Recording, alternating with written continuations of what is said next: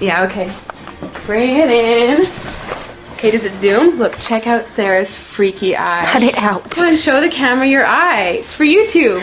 Look, we were just sitting there an hour ago, chilling out, and one of Sarah's eyes turned a totally different color than the other. Come on, it's for YouTube. Sarah? Sarah, you okay? I was just kidding. What's happening? Sarah?